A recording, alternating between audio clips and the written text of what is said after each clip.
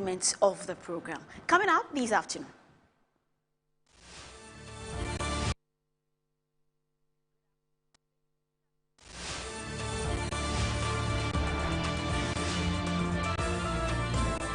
Eight Ghanaian nationals trafficked to Côte d'Ivoire, rescued and repatriated to Ghana following a joint operation involving security operatives and officials from Ghana's embassy in Abidjan. Also coming up this afternoon, Managing Director of Ghana Water Limited leads inspection tour of key water infrastructure facilities as part of efforts to improve service delivery within Greater Accra region.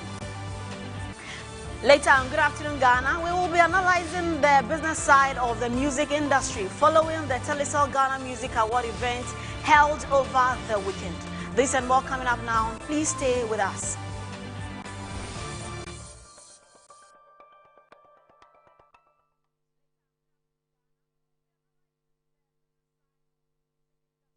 Thank you very much for keeping us company. My name again is Helena Nyeweja, and we start from here. 28 Ghanaian nationals, mostly young people, who were trafficked to Côte d'Ivoire through a sophisticated human trafficking network have been rescued and repatriated to Ghana following a joint operation involving security operatives and officials from Ghana's embassy in Abidjan.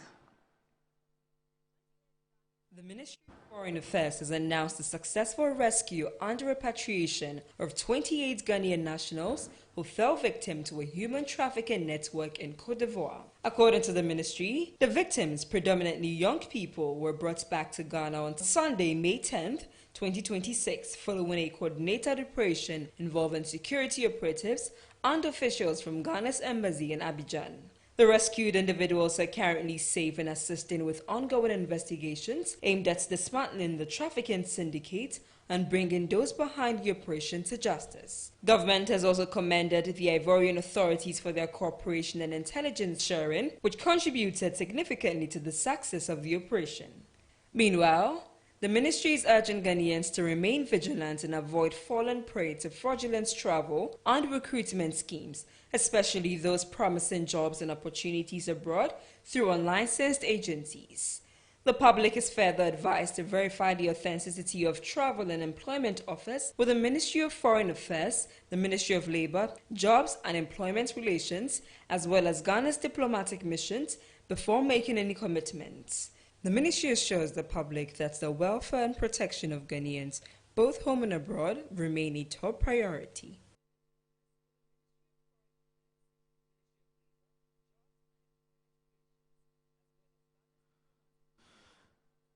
Now, from that, residents of Ayamfuri are in mourning following a tragic shooting incident that claimed the life of a traditional chief during funeral rites on Sunday.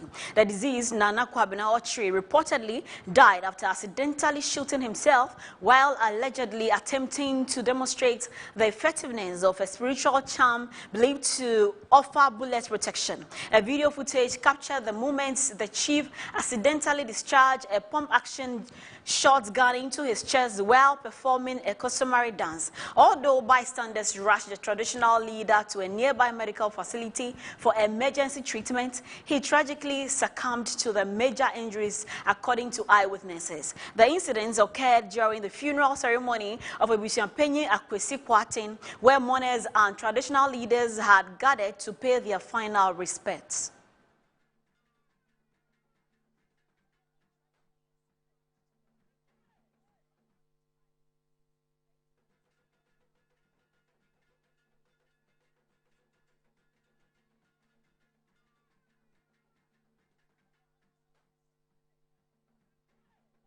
Which is there. Now joining me on phone is Richard Kumado, who is a security risk consultant and analyst. Good afternoon to you. Thank you. Good afternoon to you, Richard Kumado, if you are able to hear me. I can hear you. Thank you. Great. Now, what are your thoughts on these incidents from a security standpoint? Yeah, probably it could be a suicide attempt. It could also be an accident. It could also be some level of coercion. And it could be anything. I think the police investigators will look at it and investigate it properly. Other than that, the use of guns at our funerals and festivals has come to the fore, and the need for it to be curtailed or it should be properly streamlined to avoid incidents such as the one we are talking about. But according to eyewitnesses, he was actually exercising a spiritual power. So what do you think about that?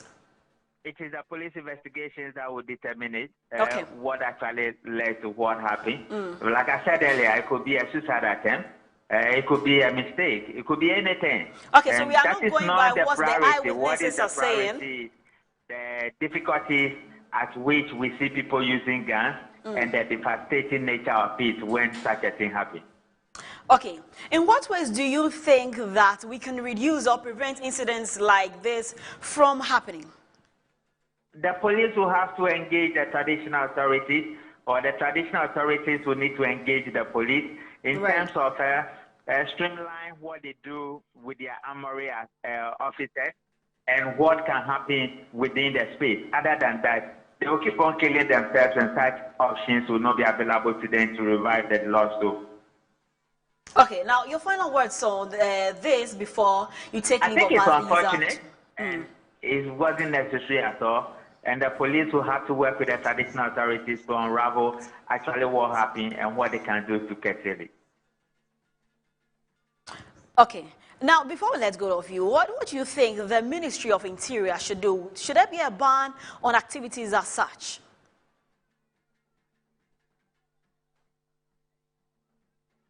Richard, if you're able to hear me. Hello, good afternoon again. Are you able? Okay, so unfortunately we lost him there, but we'll be talking to him again in our subsequent bulletin to find out more from him regarding this very issue, to find out his thoughts on these happening. As eyewitnesses has said a lot of things about this very happening on there. So, okay, so we are going to get on a video wall now to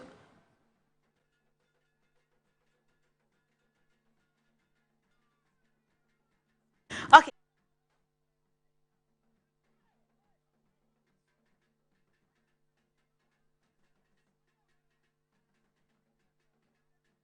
So that was Richard Kumado. We unfortunately lost him, but I'll be talking to him again in this bulletin or in our subsequent bulletins. Now, away from that, the Attorney General and the Ministry of Justice has commenced the prosecution of cases under the Operation Recover or Loot Oral, starting with the case of former Director General of the National Signal Bureau, Kwabena Edubwahene, who has been accused of transferring 49 million cedis from the Bureau's accounts to his personal accounts. Case involved Ashanti Regional NPP Chairman Bernard Entry Bosiakon, among others. In recent times, government has come under severe criticism and public pressure for the slow prosecution of cases under oral investigation. Now, let's turn our attention to our screens now for the prosecution of cases the Attorney General and the Ministry of Justice will be pursuing this week. So, oral cases in court this week, May 15, May 11 to 15. Now, Monday, May 11, that's today, we have these cases. Now, cross-examination of third prosecution witnesses in SkyTrain case. Now, parties involved, Republic and Asamoah Ano. Now, courts will be Criminal Court 4. Also, cross-examination of first prosecution in the Nimiri Forest Reserve mining case. And parties involved are the Republic and Akonta Mining and 3 others. Now the court is Criminal Court 1. So the 12th of May, that is tomorrow, Tuesday, cases cross-examination of third prosecution witness in cybersecurity software scandal. Now, parties involved, Kwabena Edu, Buahene, and 2 others. Courts, Specialized Court 1. Also, cross-examination of third prosecution witness in SkyTrain case. Parties involved, Republic and Asamoah Ano. Now, the court is Criminal Court 4. And on the 13th, Wednesday, May 2026, the cases are cross-examination of first prosecution in the Nimiri Forest Reserve illegal mining case. Party involved is Republic and Akonta Mining and 3 others. Now the court is Criminal Court 1.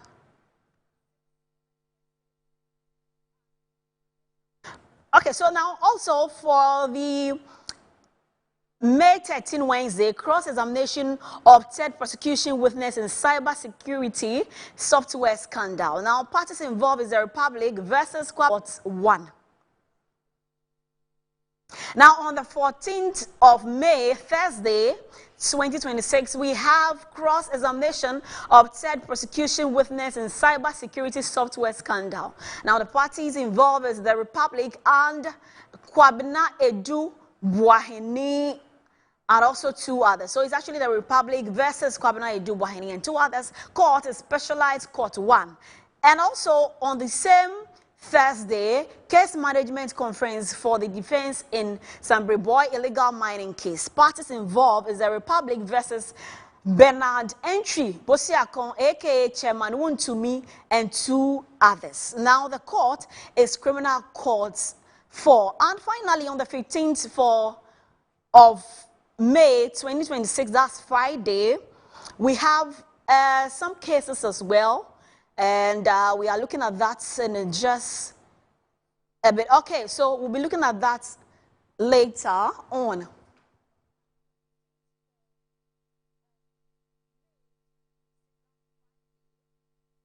All right, now anti-corruption campaigner Emmanuel Wilson joins us now for a conversation on the steps government is taking by prosecuting some accused persons involved in the oral investigation this week. Good afternoon to you. Emmanuel, if you are able to hear us, good afternoon to you. Good afternoon, I can hear you. Can you hear me? Yes, we are able to hear you clearly. Now we are told that governments will be taking certain steps in prosecuting some accused persons involved in the oral investigations. How is it really going to pan out? Well, if you are making reference to what Trensai indicated on his Facebook page, then that I don't really see it as any particular step. It is just a due process that is supposed to happen. Okay. Indeed, if you look at the exhibitions on his Facebook page, it just talks about schedules for some cases that need to be in court of competent jurisdiction. And rightly so, if you're investigating any issue that borders on corruption, it is expected that after investigation, if you believe that you have enough and adequate or tenable evidence, you take it to a court of competent jurisdiction for you to go and argue your case out. If it so happens that there's substance in your evidence, the court will rule in your favor. But if it happens that there's no substance in the evidence, the court will then rule otherwise. That is, if we believe that the rule of law is taking place. Now, having said that, It is important to indicate that beyond what Trensai has put on his Facebook page, one can deduce that it has to do with the pressures that probably are coming from citizens regarding the outcome or the state of the oral cases that has been, or that was mentioned when John Mohammed's government took office. And so it is more of communicating to the public the stage of the process. I believe that if you do a census or you do a casual interrogation with public or citizens in the public space, majority will tell you that it is not so much about going to court that is of interest to them, but what is of interest to them is to ensure that there's due process, one, and the due process has led to, one, prosecuting individuals who are found culpable, and then two, retrieving the monies, if indeed there are some monies that need to be retrieved according to the oral report that came into the public space. Those monies must be retrieved. These are the two things that citizens are more interested in. I don't think citizens are enthused about coming to mention that you are going to court, other than they being appreciating the fact that you are updating them. Yes, it's good to update. It's a form of transparency. But beyond the update, what citizens, including myself and everyone, is so interested in is the successful prosecution, successful retrieval of monies, and most importantly, ensuring that this process will serve as a deterrent so that individuals who intend engaging in corrupt practices will be warned and they will desist from it. Okay, you mentioned as one of the important things for the public is how we are able to recover the money. Now, you spoke about prosecution as well. Now, after they have been prosecuted, if tangible evidences have been found against them, how long do you think that these monies will be retrieved? Well, it is the court. It is for the court to determine. When the court determines and gives judgment, the court will then prescribe ways by which it should be done. Remember that the Attorney General or the prosecutorial officers, they also have mandate and powers to go into negotiations with whoever will be pronounced guilty for monies to be retrieved. And they can go into their own arrangements and agreements, whether there's going to be payments by installment, there's going to be property seized and sold for payment to be done. So the payment aspect, it is not so much complicated as compared to the Attorney General making sure that he has tangible evidence that will convince the court for his case to be successful. Now, we are looking at evidences. If we are unable to get that, because these are alleged cases so far, once they get to the courts and they have at the end of the day aren't prosecuted, there are no tangible evidences, then what happens? Well, it tells us two things. The first one is that the oral activities was just a waste of time, waste of public time and public resources. And so it is possible that the oral, that is the committee or the members that constituted the oral, did not do their work as they were expected to do. Or if they did their work, their report is misleading and it was just based on perception and not actual. That is one aspect. There's also a possibility, just as we have found in many cases that involve the special prosecutor and the republic or the court, that instance is also there where it may happen that the Attorney General probably oral did its work well, but the Attorney General failed to do the necessary investigation to get the adequate evidence for us to receive or to get the judgment that is expected of us. So if it so happens, coming back to your question, if it so happens that the individuals involved in the oral cases are acquitted and are discharged by the court, then two things. The oral committee just came out to speak based on perception and not actual, which would then mean that they have wasted everyone's time and have just given us false hope. Or they may have done their work, but the Attorney General and the investigative body did not further prove to get the necessary evidence that will give us the judgment we need in court. We appreciate your time this afternoon. Thank you very much. That was Emmanuel Wilson Jr., who is an anti-corruption crusader. Away from that, the Ghana Police Service is strengthening its intelligence-led policing efforts as 44 officers of the Police Intelligence Directorate undergo specialized FBI training aimed at improving crime direction, operational planning, and the fight against organized and cyber-related crime. Of the directorate will be better positioned to collect, analyze, and leverage crucial intelligence in support of police leadership efforts in detecting, preventing, and solving crime. Indeed, the vision of the Ghana Police Service is to become a world-class police institution, steadily performing under a transformational leadership framework that prioritizes professionalism, discipline, innovation, and service to the people.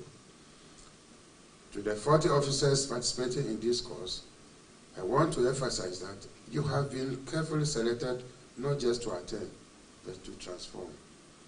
You are expected to return as force multipliers, officers who will elevate standards, influence practice, and drive innovation within the intelligence architecture of our service.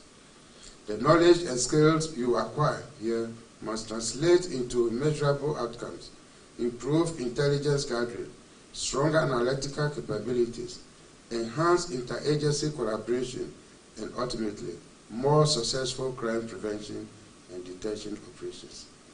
The true value of this training will be seen in safer communities, disrupted criminal networks, and increased public confidence in the police. In light of this, I entreat all participants to cooperate fully with the facilitators in order to acquire the requisite competencies, operational skills, and knowledge needed to handle complex and emerging security threats. Distinguished ladies and gentlemen, our collaboration with the FBI has consistently demonstrated the power of international partnerships in addressing complex security challenges. Over the years, this cooperation has contributed immensely to strengthening our investigative and intelligence capabilities. We deeply appreciate this support, and we do not take it for granted. However, as we acknowledge this progress, we are also mindful that the journey towards building a fully modern, intelligence-driven police service is ongoing. In this regard, we respectfully seek to deepen this partnership further. We look forward to expanded opportunities for advanced training, technical assistance, and knowledge exchange. We express our strong interest in having more officers from the Ghana Police Service undergo specialized training at the FBI Academy, Quantico.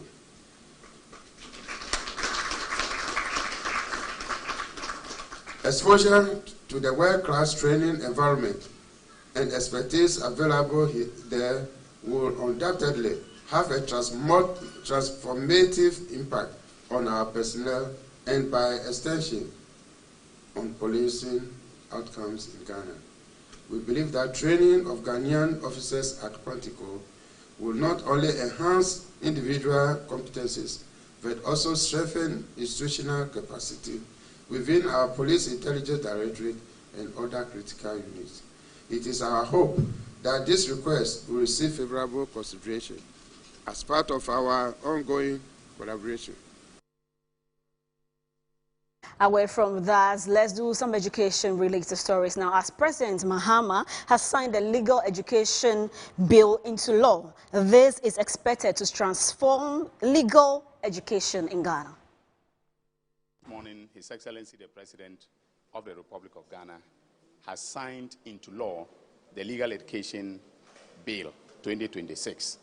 As he himself said, this is a much anticipated reform bill or reform law that is supposed to radically reform legal education to create equality of opportunity for persons aspiring to be lawyers in this country.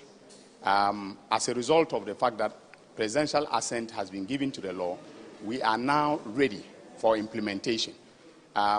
Immediate implementation will start with the establishment of the Council for Legal Education, which is the body that will oversee legal education in the country.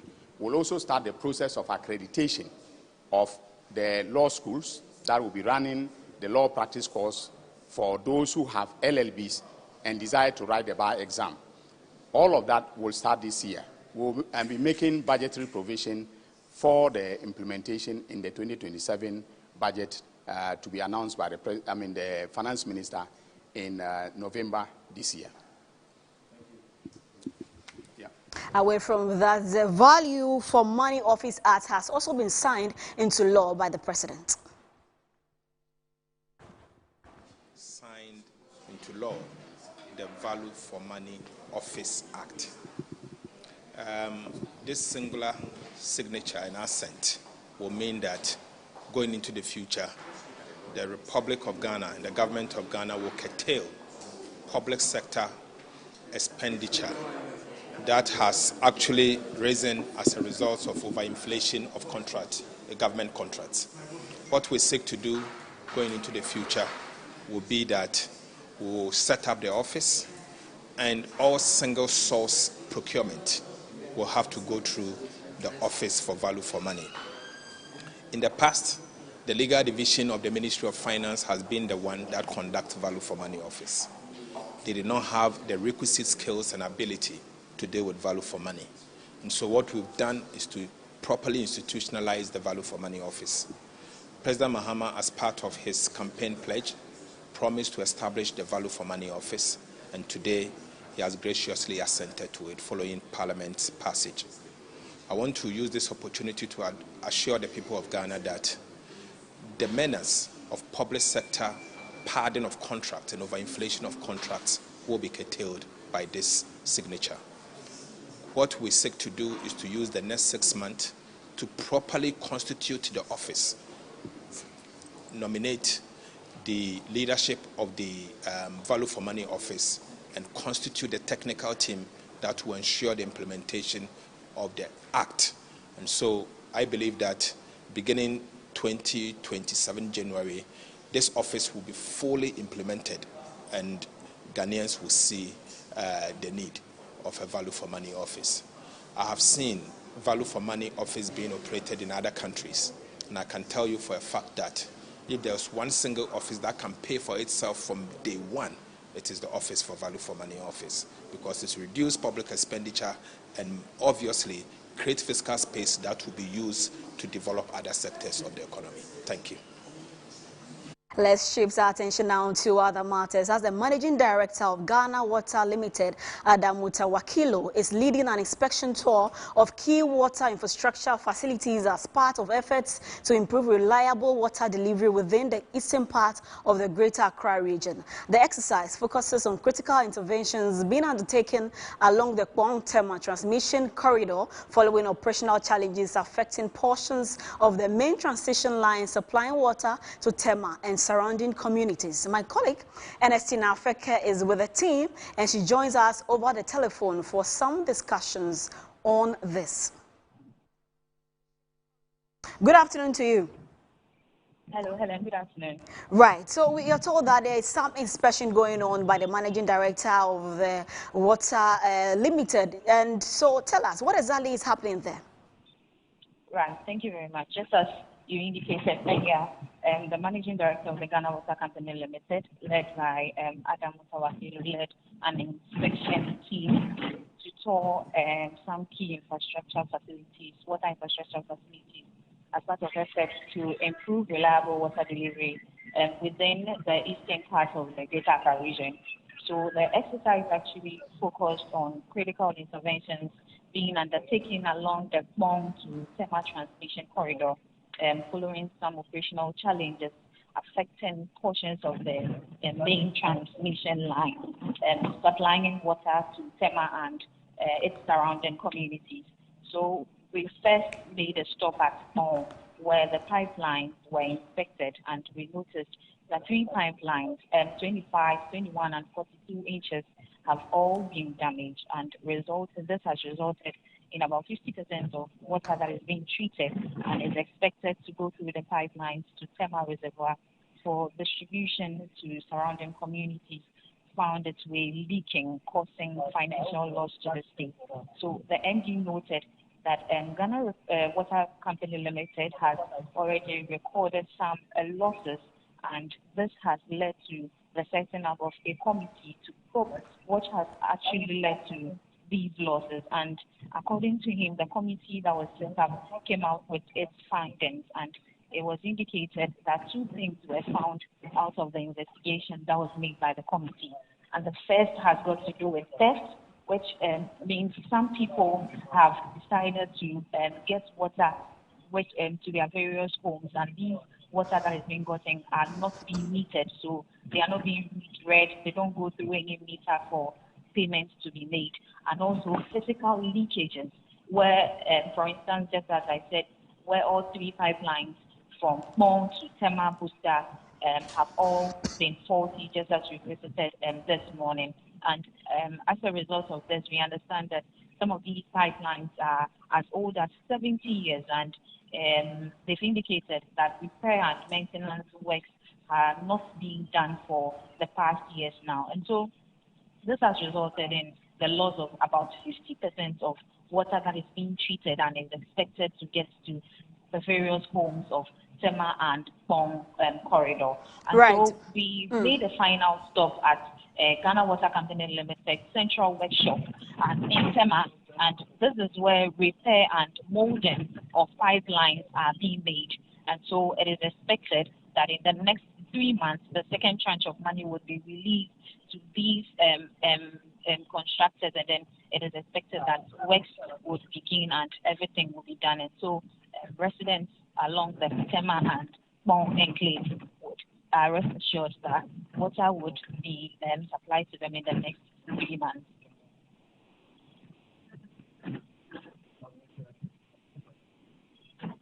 Now, you've mentioned a lot of challenges and what has been found from the tour there by the managing director of the Ghana Water Company. Now, just in a minute before we take leave of you, have he given us any timelines of when there will be solution to this problem? Okay, yes. So he indicated that when we visited the central workshop in Tema, that is where the molding and the forming of these pipelines are being made.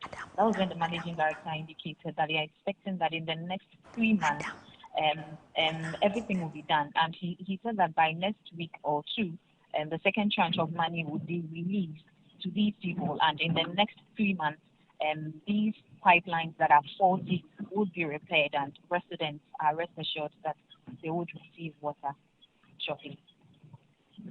Thank you very much this afternoon. That is my colleague there, Nestina Feke, who is a reporter with us here. Thank you very much for the report. Now, away from that, joining via Zoom is Adam Bona, Executive Director of the Small Arms and Light Weapons Commission. Good afternoon to you.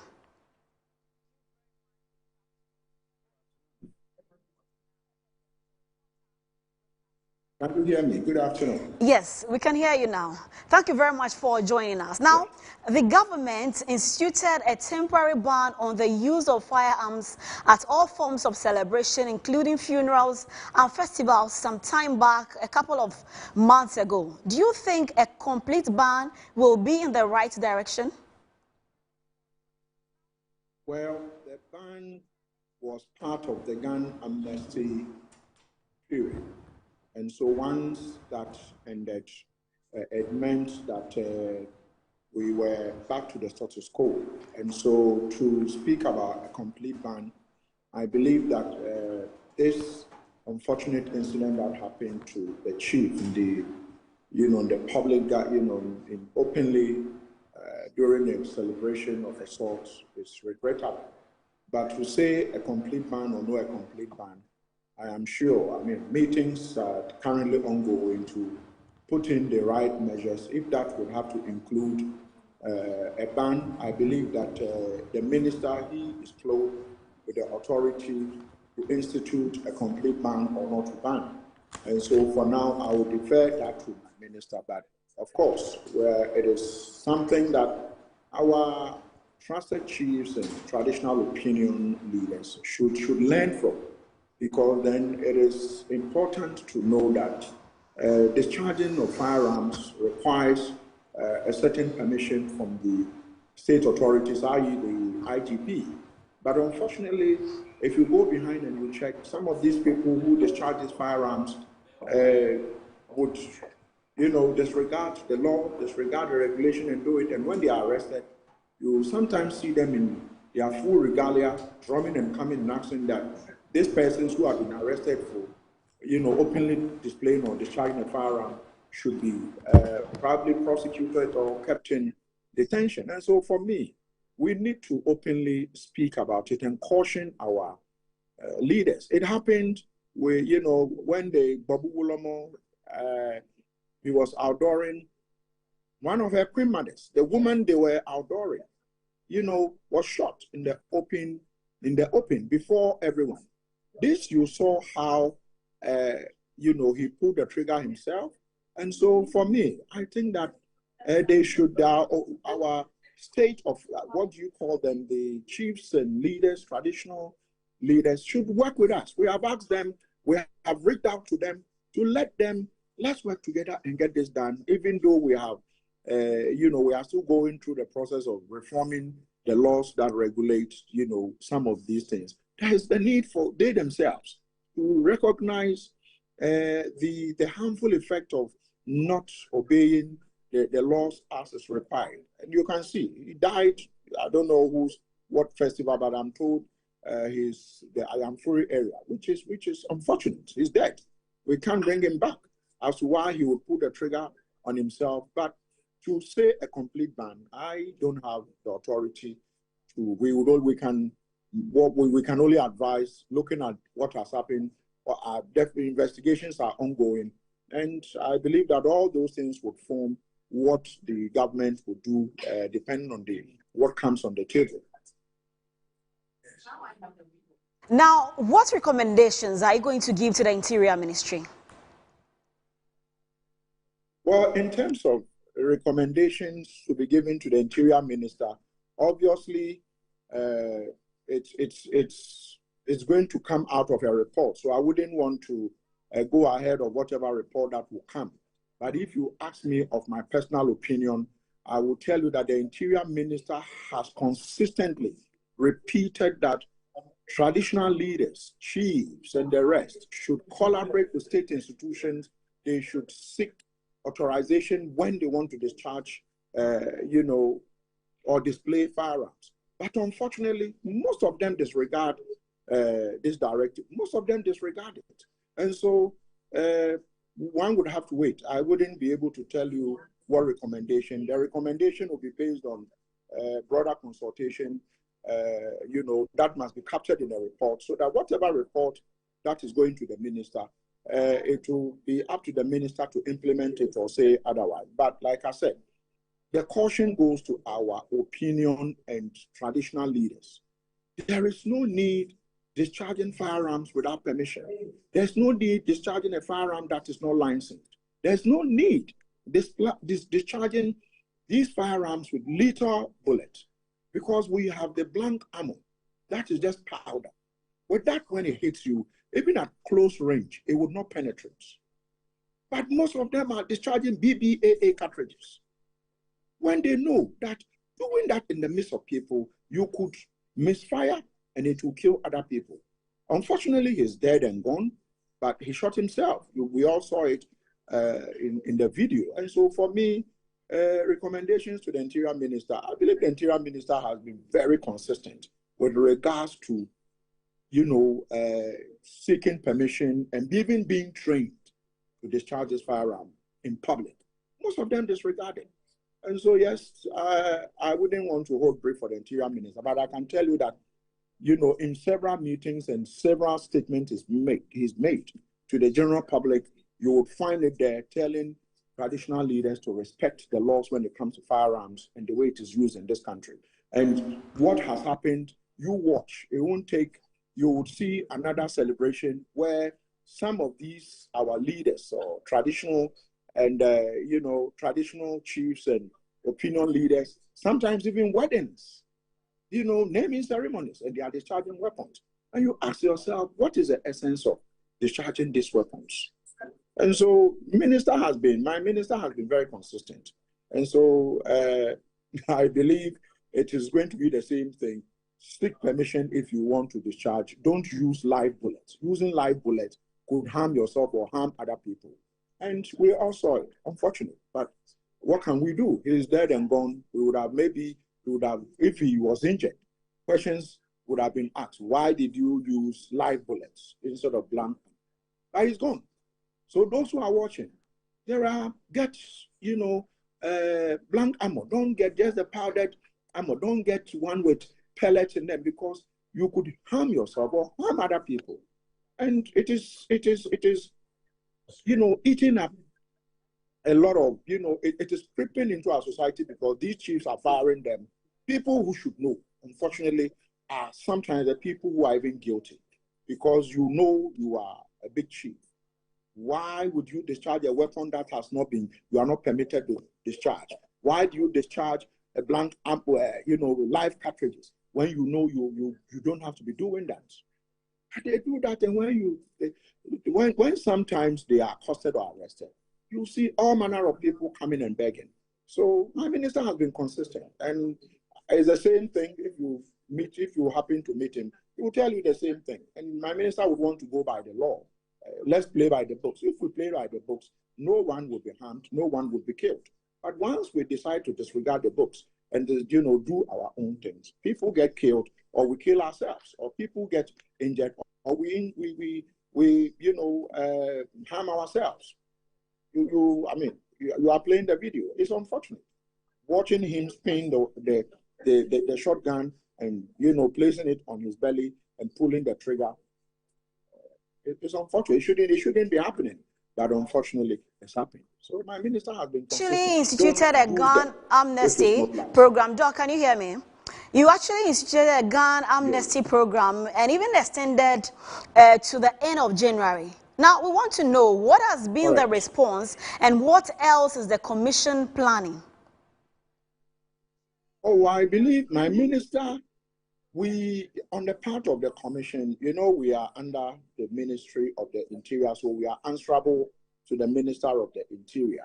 And so I wouldn't take the seal out of my, I wouldn't want to jump ahead of my minister, but there's going to be a distraction. A date has been fixed. I believe my minister is going to be announcing the date for the seized and, confiscated weapons. There are a huge number of them that have been confiscated, and that is going to, my minister is likely to, announce the date for the public distraction. And so, yes, what has happened to those weapons is what I'm just telling you. Minister would announce, hopefully pretty shortly, the date for the distraction, and it's a whole ceremony, and all manner of persons, including yourselves, would be invited to be there with regards to those weapons. And most of these weapons are bloody weapons, weapons that have been used to commit crimes, weapons that were surrounded, weapons that have been confiscated, weapons that were, smuggled into the country, and is eating up, countries across the world. And so Ghana, we've done pretty well when it comes to seizing these weapons and arrests. You can see the amount of work the police is doing, seizing rounds of ammunition in the north, seizing rounds of ammunition in the Volta region, seizing them all over the country, and weapons that are coming in, those with criminals getting seized here and there and arrested, and prosecutions. And so it's a collaborative effort. The national security, if you check, the National Security Secretariat is putting up a team, has already put up a team to also tighten up some of the loose ends of when it comes to firearms control in this country. So it's a collaborative effort, but the good thing is that I would say we are not sleeping on what we are supposed to do, working together with other collaborators, together with you, the media, is the reason why, even though these days I don't talk to you a lot, this is a very important matter. So I decided that even though I'm not around, I needed to talk to you with regards to this. I'm in a UN firearms meeting to discuss some of this incidents. It's not just only limited to Ghana, it's limited the whole world. Everyone is talking about illicit firearms and light weapons being used to cause chaos in different countries. We are fortunate that at least these things, we are countering them effectively. When I tell you Ghana is countering illicit weapons effectively. So as for that, you can be guaranteed. But your question as to the amnesty weapons and those that have been confiscated, Minister, I believe in one of these days, he would announce a date. I believe he will do that in consultation with Cabinet. I'm not too sure, but he would announce a date for destruction and where the destruction is going to take place and how many weapons are likely to be involved in the destruction. But I can tell you they are huge. This large number of weapons are going to be destroyed, hopefully soon. Give it. Minister will announce that hopefully soon. All right. Now, your final words in the minutes before we take leave of you this afternoon. My final words would be that opinion leaders, our traditional authorities, they should desist from using firearms that have not been licensed. If you want to discharge a firearm, NRCD 9, the law that regulates the current regime is clear that you must sought permission from the IGP before you can display these weapons for celebrative shooting. Do it. If you do it, you will be taken through what the do's and don'ts. The ammunition you are going to be used are going to be inspected. And so that would be my final words, that it was a needless death. And so you, the media, please replay some of this announcement or interview so that they know that there are laws governing the discharge of weapons and the use of weapons, and no live ammo should be used when it comes to celebrative shooting. You only use a live ammo when your life comes under threat or you have been licensed to, go for game in terms of hunting. But if not, for celebrative shooting, gunpowder, you don't need any, BB cartridge with pellets, live ammo, you don't. So this will be my And, condolences to this chief, and that the traditional area that lost this chief, the full glare of the public. I'm taking your final word, but can you give us the number for the confiscated number of weapons before you take leave of us? I know you are just putting me on the spot, but like I told you, I wouldn't be the one to announce. My minister is clothed with the power to do that announcement because he would sanction the destruction. Okay. But All right. I can tell you officially that they are in their thousands, are going to be destroyed. In their thousands. A couple of thousands will be destroyed. Minister would announce that, please. Time this afternoon, that was Adam Bona, who is the Executive Director of the Small Arms and Light Weapons Commission. Now, away from that, the Minister for Energy and Green Transition, Dr. John Abdullahi Jinapo, has issued a stern warning that government will deal rigorously with any individual or group attempting to sabotage the country's power supply system. Speaking to officials of the Electricity Company of Ghana during his working visit to some project sites in the Ashanti region, he stressed government's commitment to ensuring constant power supply.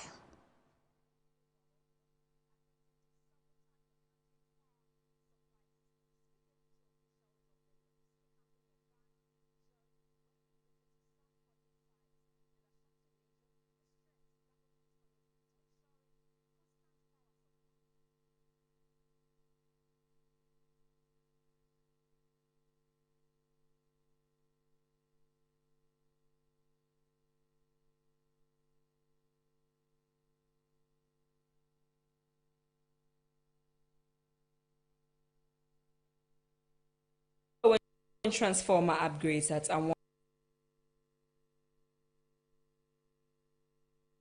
as well as the site of Sense Energy, Aska Power Thermal, and other key energy projects aimed at improving power reliability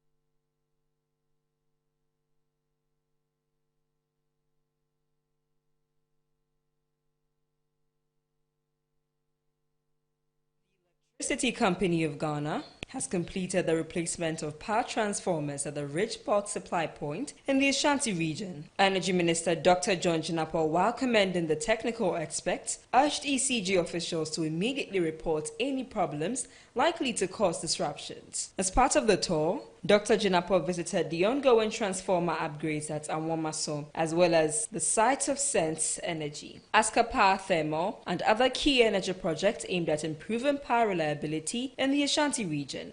Addressing officials of the ECG, Dr. Jinapo urged them to refrain from any acts that could jeopardize the effort of government in its quest to position the country as an energy hub, warning that any official found to be engaged in sabotaging government efforts would be put before the law. Know that indeed a transformer has been installed. Because there's also been accusation of so-called transformers getting missing. And there's a new technology that we are working on. Every transformer will have that system on it. And on the dashboard, it will show green. If the transformer goes off or is stolen, it will show red. We are getting you pickups. We are getting you those trucks you mentioned to me. Boom trucks. We said we are buying about 40. We'll give you about 30 or so.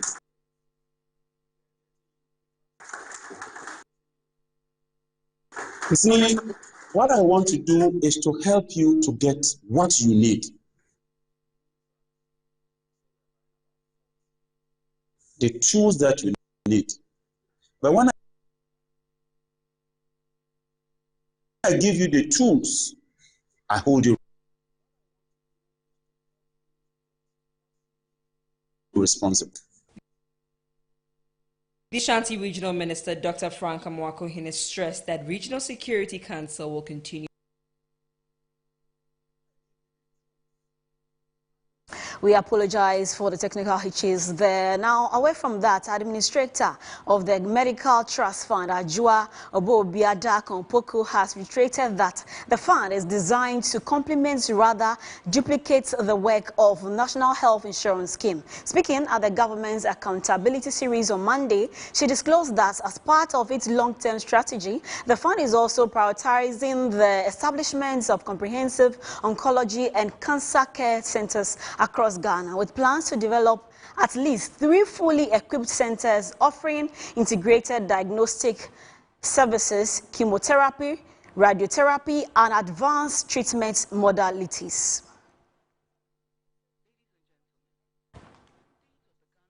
Trust Fund is clear: to mobilize resources to finance and support the provision of specialized medical care for the treatment of persons with chronic non-communicable diseases. In operationalizing this mandate, the Trust Fund works around 4 strategic pillars. First, financial support for specialized medical care. The Trust Fund provides direct financial support to eligible patients living with chronic non-communicable diseases such as cancers, kidney diseases, cardiovascular conditions, stroke, and other complex medical conditions. Second, investment in medical equipment and infrastructure. The Trust Fund supports provision of modern diagnostic and treatment equipment, the upgrades healthcare facilities to improve access to specialist care nationwide. Third, specialist workforce development. We are investing in the training of doctors, nurses, pharmacists, and allied health professionals to strengthen Ghana's specialized healthcare workforce. Fourth, support for medical research. We support research into prevention, diagnosis, and treatment of chronic diseases to drive evidence-based policy and innovation. Distinguished ladies and gentlemen, there have been questions regarding the relationship between the Ghana Medical Trust Fund and the National Health Insurance Authority. Let me state clearly that the Ghana Medical Trust Fund complements and does not duplicate the work of the National Health Insurance. Our national healthcare financing architecture can best be understood as a Away from health, let's do some business this afternoon as ratings agency Fitch Ratings have upgraded Ghana's long-term foreign currency issuer default rating to B from B-, reflecting significant improvements in the country's debt position, economic growth, fiscal management, and external reserves.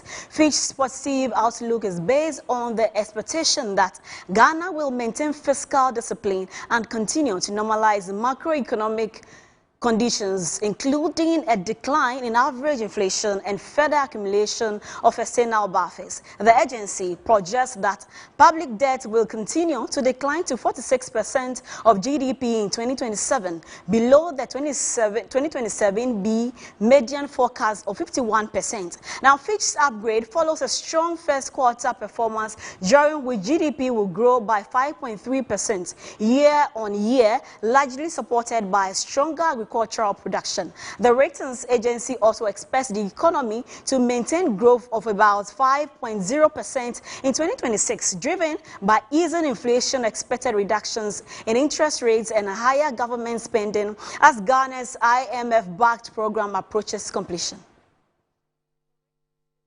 Okay, so that will be all for the news updates on Good Afternoon Ghana this afternoon. My name is Helena Nyewejan. We appreciate your time. We'll be back with more after this break. Do stay.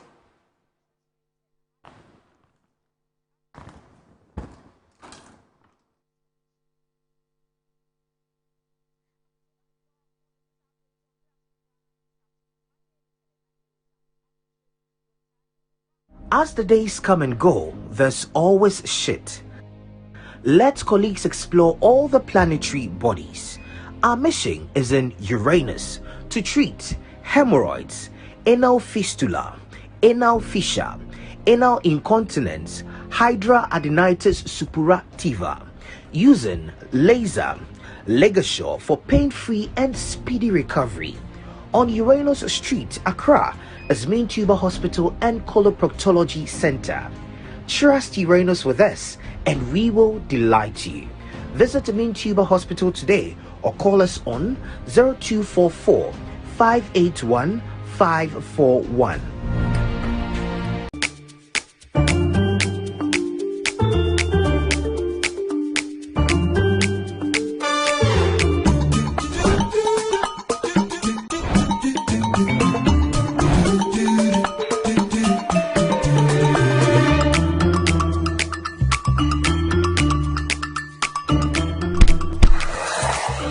Hey buddy, it's me Azar. Yeah, me now they see. Hey, you look fresh. Hey, hey. With your label today, me. Wait till you see what's inside me. Azar, freshly made inside and out for greater coverage and colors that last longer and beautify your walls, spaces and places. Azar, no size. Go ahead. Buy now. Azar, #1 from Azar Group since 1921.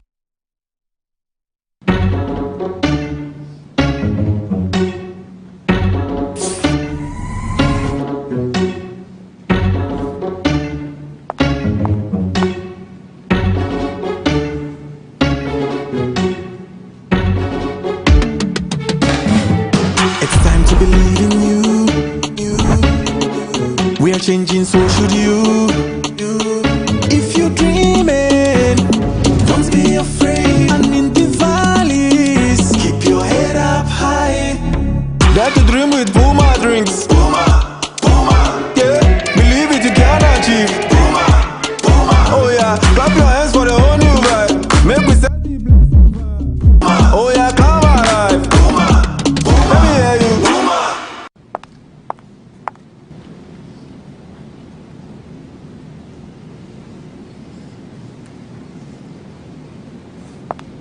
Puma drinks, a whole new vibe. Another quality product from Casa Precon. This advertisement has been vetted and approved by the FDA.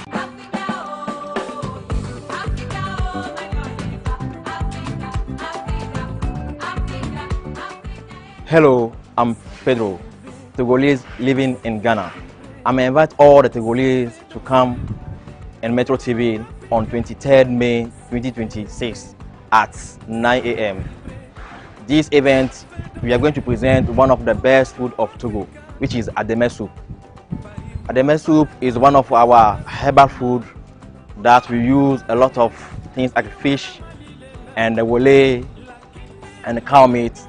And the base of that things is we use the red oil to mix it. Une fois encore, je vous invite tous les Togolais à venir à Metro TV le 23 mai 2026 à 9h pile pour un event appelé Cook Africa. Il y a envie de beto me dog benami et me bonami ve le ndinu ya men keke blave vo et tonlia le Metro TV pe dijipe nous pour moi dia me peto goto kata nu ava le miao alo miano ju le mia do bibi mia pe nudu adere ti ke mi na be ademe ti akpe.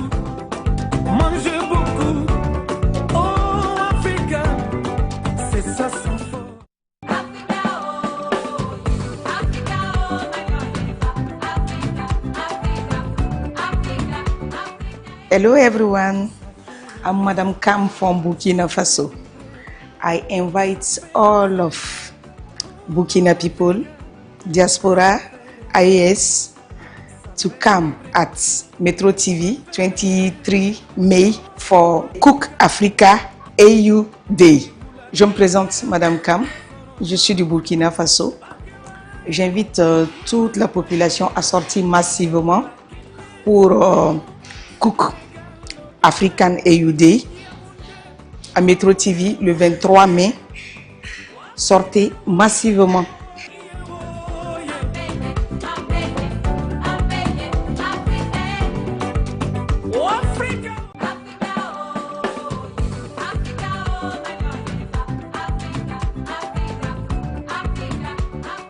Hello everyone, we are the Congolese community in Accra. We are inviting you to enjoy our food. It's very sweet, pondu. We prepare it very nice. We mix it with some spices, very nice. We are inviting you on the 23rd May à de Metro TV. Vous pouvez venir, nous allons préparer notre cuisine congolaise ici. Les pondous, on va mettre les arachides et d'autres ingrédients. C'est tellement bon. Venez le 23 mai 2026.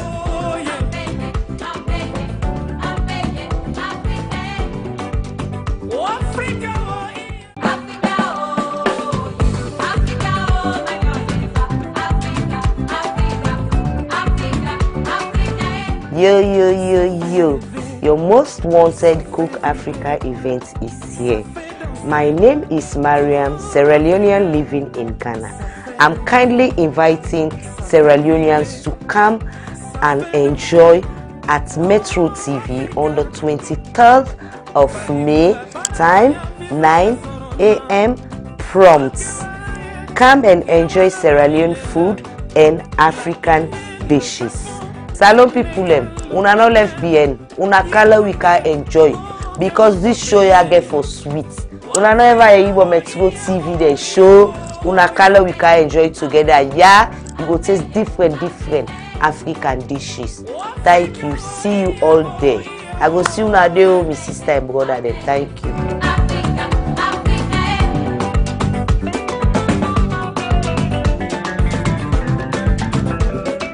Finding the ideal property shouldn't be a daunting task.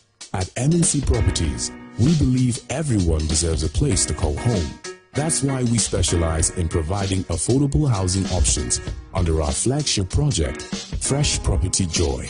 Specifically designed for low and medium income earners. Our range of customizable homes includes 2 and 3 bedroom standard and executive options, all meticulously crafted using innovative interlocking brick technology. We understand the importance of simplicity and convenience in the acquisition process. That's why we have designed our procedures to be straightforward and hassle-free, offering flexible payment options tailored to your individual needs. In addition to our affordable homes, we proudly offer litigation-free lands for sale in vibrant and upscale communities that present the perfect opportunity to build your dream home. We are committed to making affordable housing a reality, providing you with the joy of owning a home that meets your budgets and aspirations. Whether you're looking to buy, rent, or invest, we've got you covered. Our service team is ready to assist you on 030-255-1917. MNC Properties. In my line of work, a confident smile is everything. Kale Charcoal Toothpaste keeps me on top of my game and ensures my smile is always radiant and bright. With the tiring nature of my job, we spend several hours under the scorching sun. To keep our teeth white and our breath fresh all the time, we use none other than Kale Charcoal Toothpaste. Kale Charcoal Toothpaste. You're on a Kessie and in a kit one. Samayo Kendini, a hubenia, Semetra Sapapadia to Amame Manfo, Kale Charcoal's natural ingredients, and a bomb is Sehobine, a maniswing, Nesasu Mama Hotoso, a bedroom. Kale Charcoal Toothpaste. Choose Kale Charcoal Toothpaste for anti-cavity, whiter teeth, and fresher breath all day. Available in 80 gram and 150 gram. Grab yours today. Kale, happy smile. This advert is FDA approved. Grab your bottle and unleash the taste of Storm Energy Drink.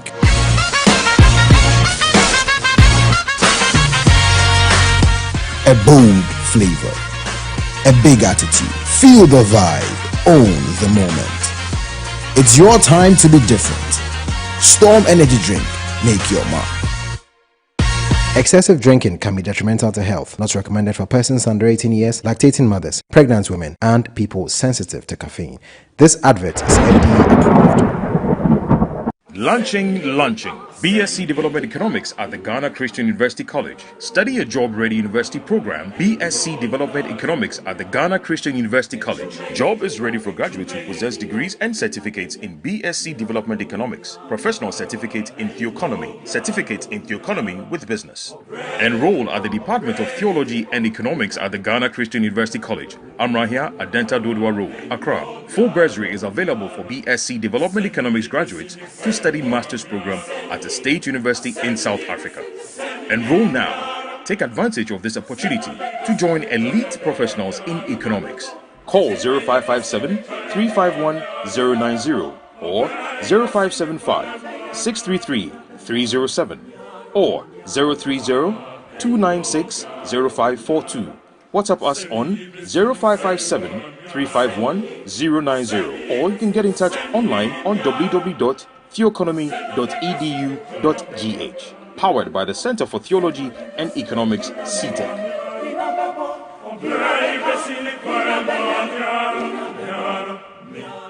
In a time where noise is loud but clarity is rare, one program is changing the conversation.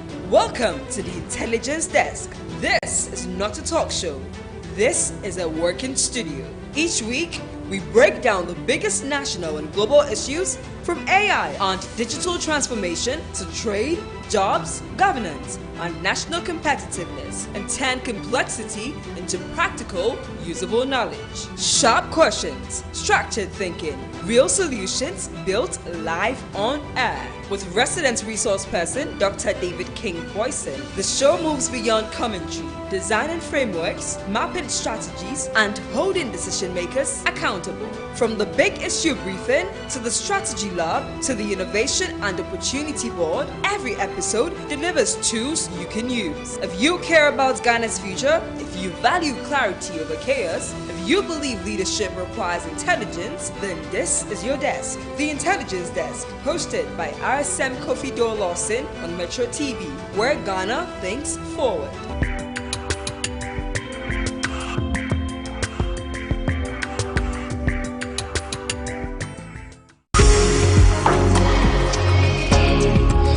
From finding your dream home to building a legacy for your family, the Homeowner Show has been your trusted guide. How sure are you what you are getting is the right land? And it has to do with searches, land commission, checking social planning authority, checking everything to make sure that what you are buying is not a problem or a challenge-prone transaction. The stress of even not owning a house and constantly coughing up to rent is a big issue. Join me, Hannah Atiasi, and my distinguished panelists as we delve into exciting conversations.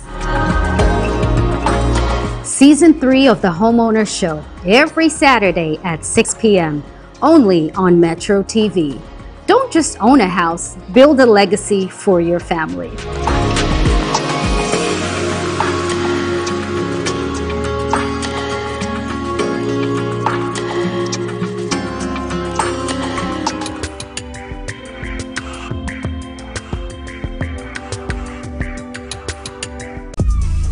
What was all this drama of coming to my class late today? I told you I'm pregnant. What are you doing about it? I said, Abado, why make up so? Hey, what police are being teaching you? Shall we Phoebe? So now say I pass our bravo. But why are you saying that? That girl is a charlatan. It's a wolf in a sheep's clothing. A prostitute in disguise. Abaya come so. Na bla ubo college mu ha eye. My friend said if she come and come. Since I'm come pie, don't come and spoil my spiritual mood for me. But you the other time the running way, Charlie, I take come no you chop running. My food no. Do you know how hungry I was that day? For no say if you running there. If I bring am no, if for no. One more thing, I will embark on a project like 1 boy, 3 girlfriends.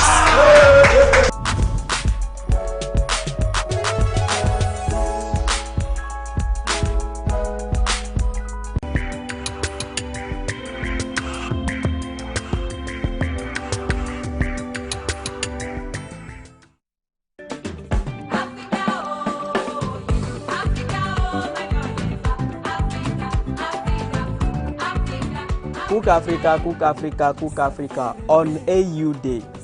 My name is Marcel, a typical Beninese, live in Ghana. I'm inviting all the Beninese or non-Beninese, I'm inviting all of you on the 23rd May at Metro TV at 9 a.m. sharp. I'm inviting all of you to come and then we'll enjoy Jenkple, a typical Benin food, which we use the similar ingredients as a jollof, the same ingredient we use for Jenkple, but this That we add basil to it because that one is a different aroma we are looking for. That's why we add those extra spices to it to get what we really want. I'm inviting all of you to come and join. Mes chers amis, je vous invite, venez massivement. On va célébrer AU Day on the 23rd May. Je vous invite. Merci et au revoir.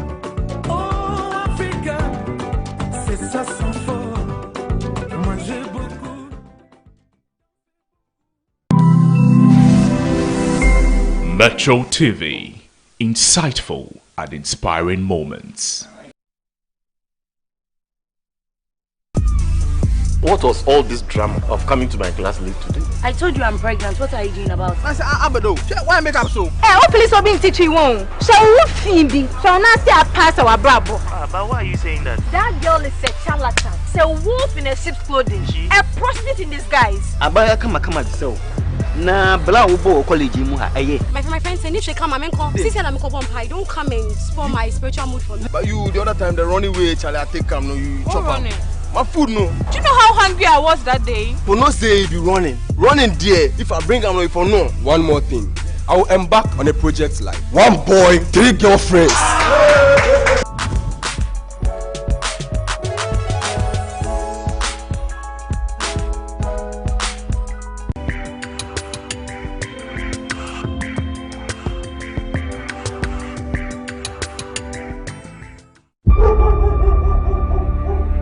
Can I ask you something? Yes. Go on. Can you stay away from Patrick? Sally, baby. Come on, Tiba. Abiku, I don't speak French. Hey, that boy had the audacity, the effrontery. Have you eaten? Sometimes I wonder if really he's your son. Mr. Gray is calling you. Jesus. Once your friends are busy learning, you are here watching series. I don't want to destroy the love I have for you. Wait. Since when do you start having this affection for her? Oh, okay. See, your head like silver. You want Nora. But how? My legs no more. What do you Nora, where were you last night? Daddy, dressed like this, of course. So why did you call this morning?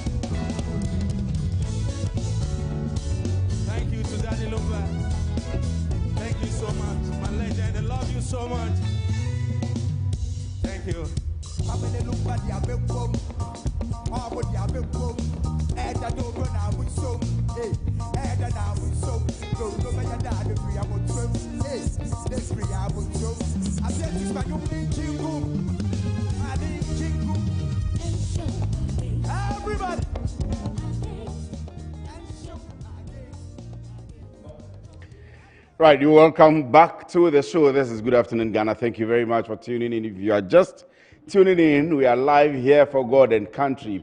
Just gone by is the news segment of the show, and we started playing some music for you from the, should I add the Telecel Ghana Music Awards, which happened just this weekend. The sights, the sounds, the scenes, the excitement, the dressing and everything that came with it. Some people had to stay overnight to watch the entire quote and unquote game as it was. But for us here on Good Afternoon Ghana, there is a lot for us to consider. We want to consider the business aspect of it. We want to consider the importance to the economy. We want to consider the participation. We want to consider the award scheme and everything else that has to do with it. There is one gentleman, he's affiliated to Metro TV, who's always been with us. I don't know whether to describe him as a politician, whether I should describe him as a musician, whether I should describe him as an entertainment pundit. Most of you have seen him on the political scene with Chairman Wuntomi and the way people describe him. So I'm finding the very words to describe this, my brother. So I met him on screen, behind the screen, and everywhere else. He's known for the many controversial reasons that you would find him on. I'm going to give you some data when it is ready. The producer is preparing it for me. But, well, it is. Please allow me. Let me introduce Koka before. You allow me to introduce Koka before I come back. The producer is going ahead of me. The data is ready. But Koku, Osei, Crunchy, Esedu is a creative entrepreneur. Most of you know him as Koka. Let me welcome him to the studio. Koka, you're welcome. Thank you. It's been a while. Yeah, it's back. It's good to be back home. Yeah, it's good to be back home. In fact, let me also mention that you have been with us doing a lot of commercial activities for us, entertainment, and all of that. But how is it going so far? All is well. With God, everything is possible. People think you are too controversial. They should keep it. Life is what you make. But why is it like that? Why are you that controversial? I'm not controversial. You are controversial. I say the things glaring at me. In politics, people think you are controversial. In entertainment, people think, so you are controversial. I'm not. I say things as they are. I mean, the things we shy away about, the conversation we need to have, I will have it. I don't see why I have to be a gentleman to be able to say the things. I mean, sorry, if somebody is a fool, I don't know why I should polish it and say he's a fool. I mean, you are wise. I'll tell you are wise. So why is that when you're a fool? No.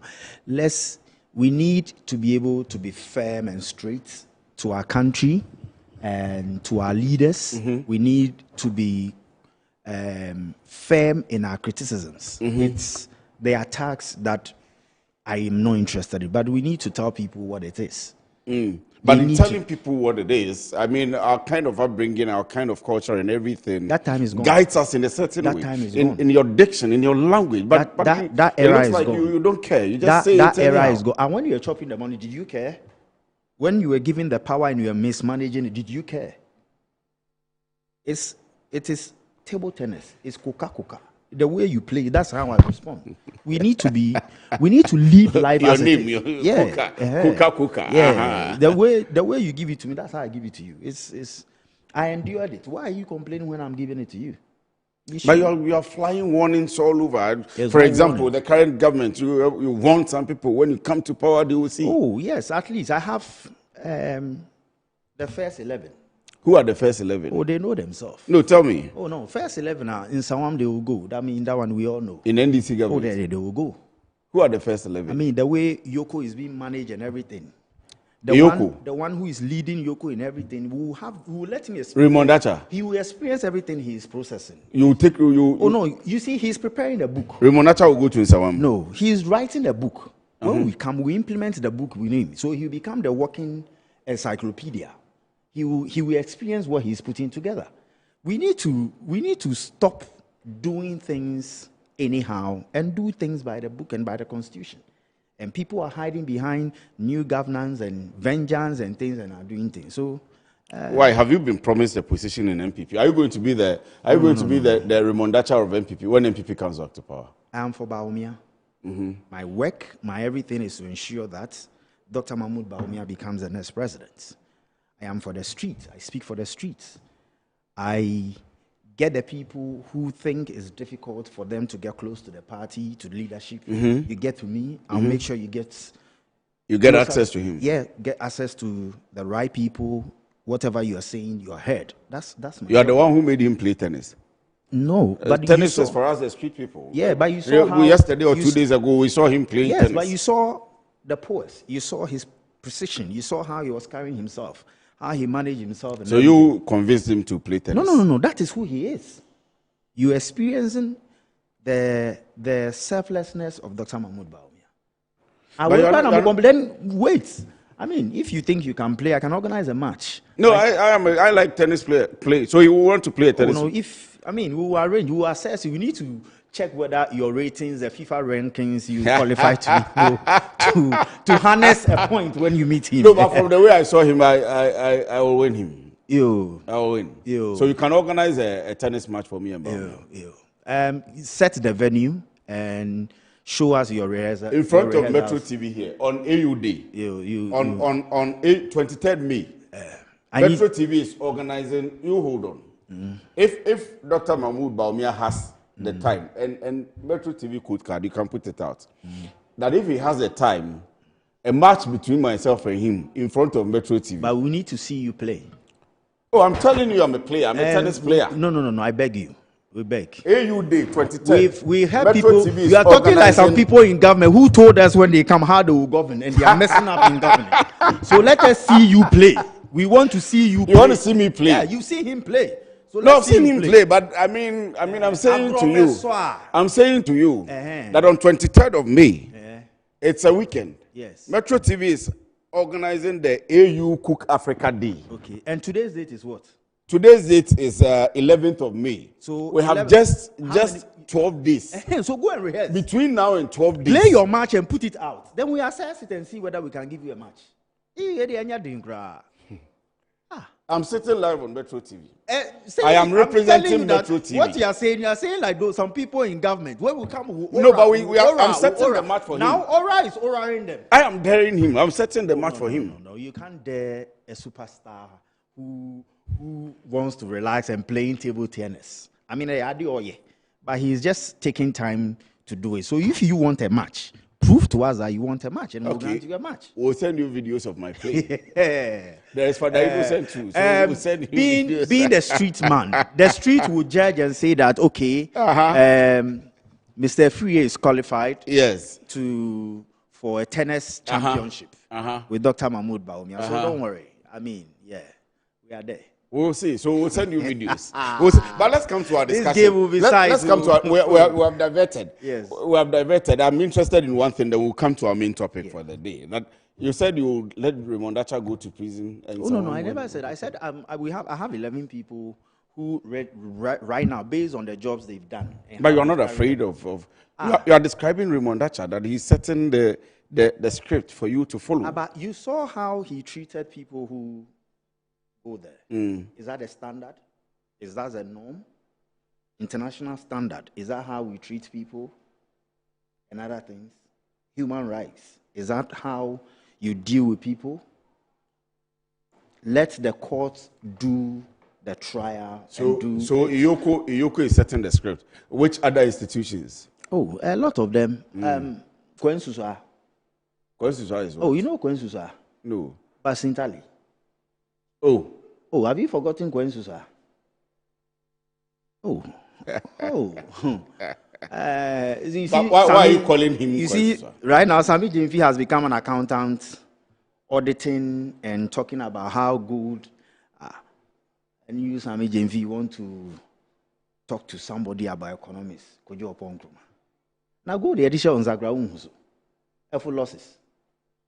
Sami Jimfi Unhuzo. Oh, now so full losses. The full losses. What does that mean? Oh, here or share.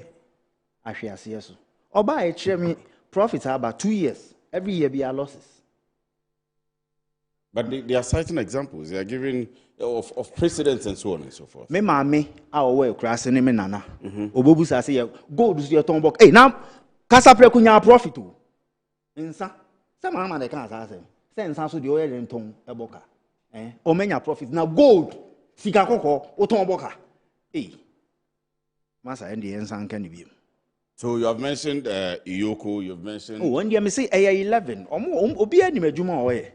So mentioned sourcing so sourcing. But what has Malik done? Malik is focusing on his work at the Youth Employment Agency, making sure the young people are... Say America crown no kwa doing the destination.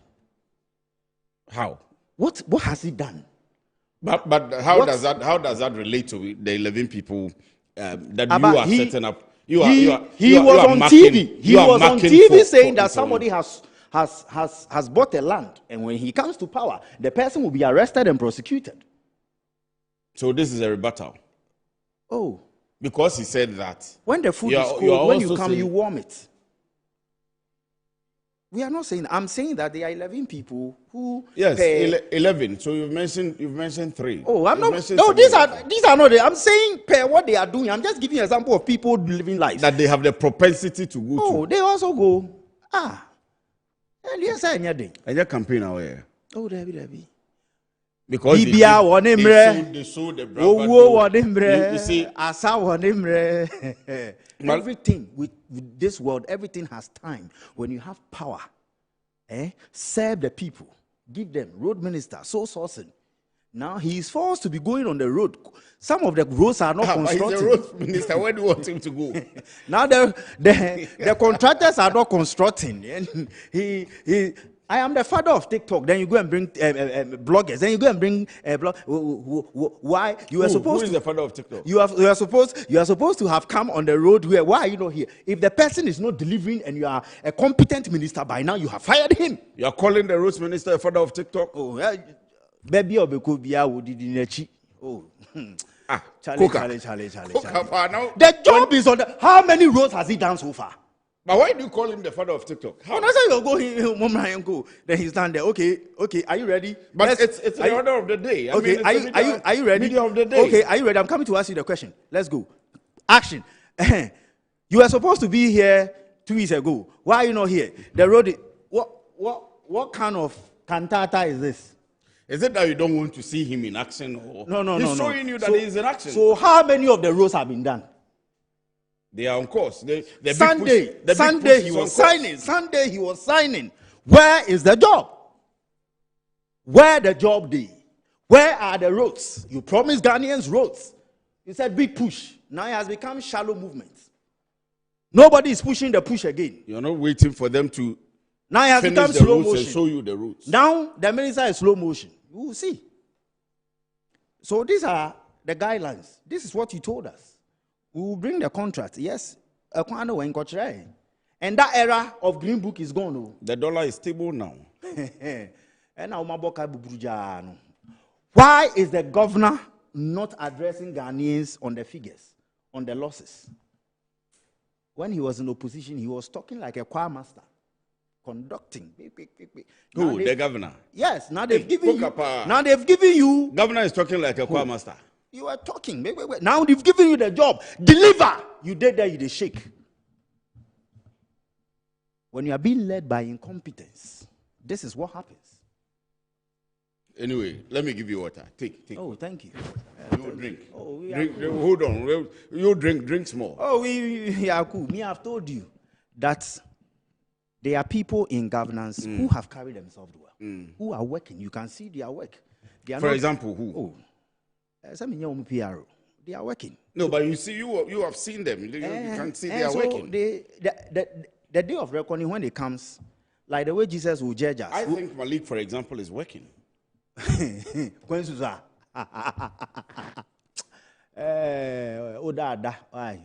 is working. How many youth? You remember during the election, camera 5,000 people activate. And one how no? Where is the job for those 5,000? 3K men, 5K men. So activate. And one how? Job for farmers. Then kuko nketi. Then kuko they gave out. Then it's over 6 months. Inja kuko no nyiri. Se kwasho kuko akase where is Akuko? Then kuko nketi. Where are they? Salah is coming. Where is the kuko nketi? Ajin sim. Salah we'll go to the farmers. No. We say youth for youth in entrepreneurship, youth in agriculture. Yamutu. So if you're watching us, the topic we gave you today is the business of music, a post-TGMA analysis. Kuka has diverted our entire conversation. Let's come back home. Yeah. Let's come back home. You see why I said you're controversial? No, I'm not. I'm saying the obvious things. You are suffering, but you are saying it's cool. People are here, they were saying you were promised 133. Now it's 0-0. Kuka, to direct the conversation, let me go to my video wall. I think my Eugenia is ready, so let me go to the video wall. We are veering into the entertainment now, and this weekend was the TGEMA, and it was exciting. There were sounds, there were sights, there was everything that happened, especially the dressing and everything. But here on Good Afternoon Ghana, we are looking at a lot of things, particularly the creation of employment through the creative arts industry. You can't speak to anybody but the man, Kuka himself, who has been at the forefront of some of these topics and discussions, and he has been the number one advocate of some of these things, that it should culminate into the broader economic development. And so we are doing this analysis for you, then we will come back to him. We hope that he will keep it cool there, but if he doesn't, we'll go with him. So Ghana's arts, culture, and creative sector contribute about 2.5% to the GDP. That's according to the Ghana Statistical Service, and of course, the budgets that are read every year. So in monetary terms, the broader creatives economy contributed roughly $4.8 billion to the GDP in 2024. $4.8 billion to the GDP in 2024. Remember that there is the movie industry, there is the music industry, there is the producers, the cameramen, everybody that's within the industry. So the employment impact, an estimated 1.2 million jobs are linked to creative and cultural industries. And this is why the people in the industry have consistently pushed for a government's direct attention to the industry. So my producer has taken her time to list these. Music contributes heavily through the artists, their producers, the DJs, the event organizers, the sound engineers, the promoters, the technical team, and the digital economy, everybody that's around it. So the direct revenue streams from the Ghana music include the digital music economy.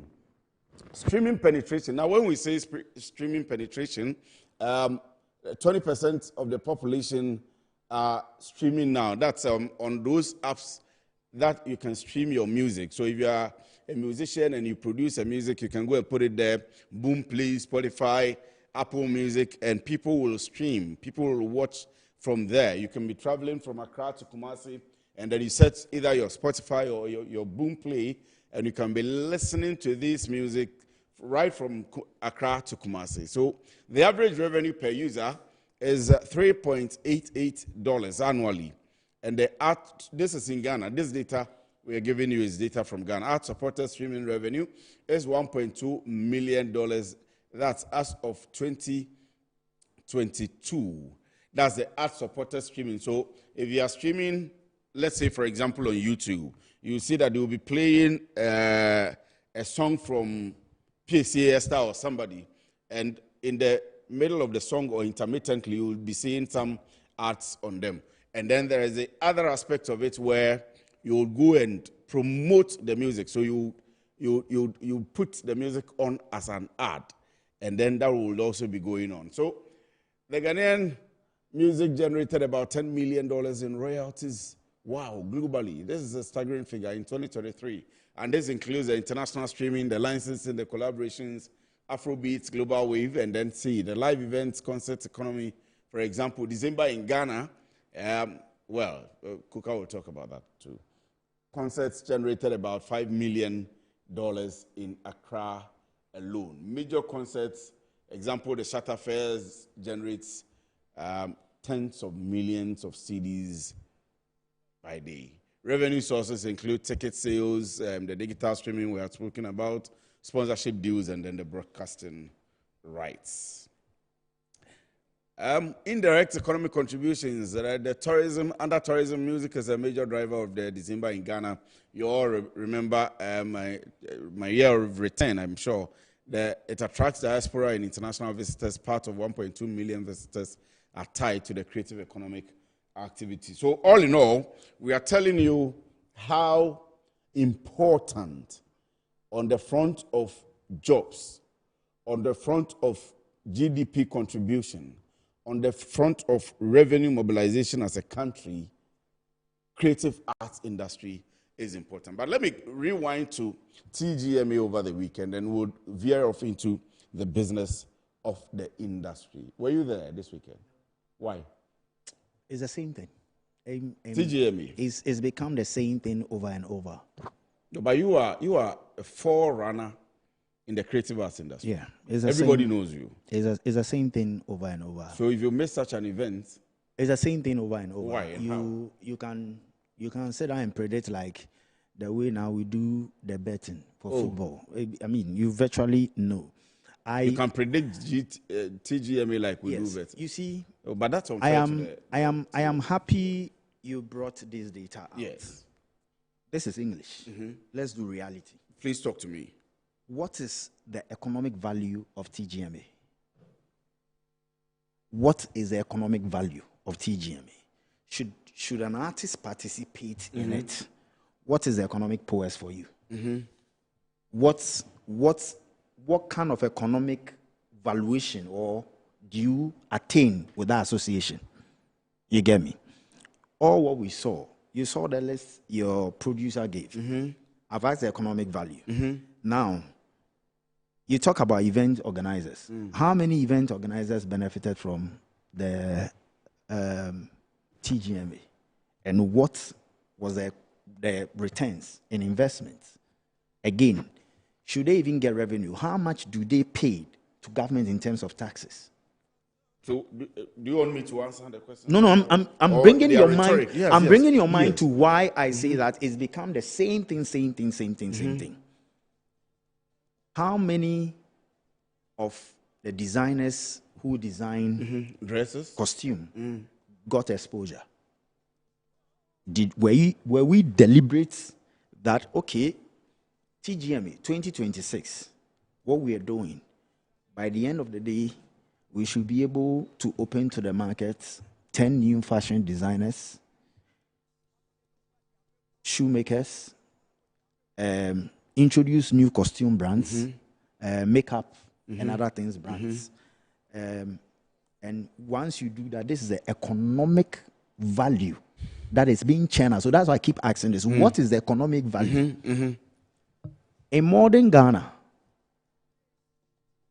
somebody who loves TGMA and lives in Kumasi has to drive, come to Accra, watch, get a hotel.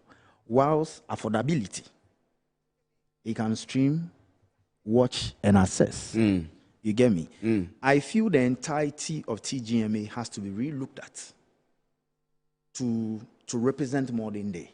There is a gap its essence because we are still chasing my peers. How? What's the average age category who were there? Which people currently, what age bracket currently are pushing and championing music, are using the music for dance, are using which age bracket? It's between almost 16 to 23. Yes. But in the auditorium, which people were there? Does it reflect the system of music production and the music consumption? Who voted for? Those who voted, were they there? So there is a gap. We are still trying to satisfy the people we started with.